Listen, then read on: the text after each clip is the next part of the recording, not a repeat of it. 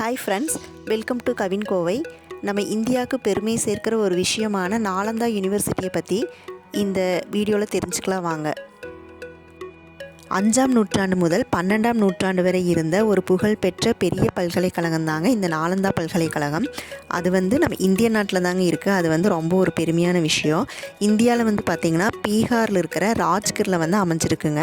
அந்த காலத்திலேயே பார்த்திங்கன்னா பல்வேறு நாடுகளில் இருக்கிற அறிஞர்கள் மற்றும் நார்மலான ஸ்டூடெண்ட்ஸ் இங்கேயே தங்கி படிச்சுட்டு இருந்தாங்க இந்த பல்கலைக்கழகத்தில். இந்த பல்கலைக்கழகம் 2010 இந்திய அரசாங்கத்தால் அதோட பெருமையை புதுப்பிக்கும் நோக்கத்தோடு நிறுவப்பட்டு மறுபடியும் இந்த பல்கலைக்கழகம் வரலாறு, புத்தாய்வுகள், பொருளாதாரம், சுற்றுச்சூழல் ஆய்வுகள், சர்வதேச உறவுகள், சட்டம் மற்றும் மேலாண்மை உள்ளிட்ட பல்வேறு துறைகளில் முதுகலை திட்டங்களை வழங்கிட்டு இருக்குது. இந்த பண்டைய பல்கலைக்கழகம் அந்த காலத்திலேயே உலகின் மிகப்பெரிய கற்றல் மையங்களில் ஒன்றாக கருதப்பட்டதுங்க. இந்த பல்கலைக்கழகத்தில் 9 மில்லியனுக்கும் அதிகமான கையெழுத்து பிரதிகளை கொண்ட ஒரு பெரிய லைப்ரரி இருக்குதுங்க.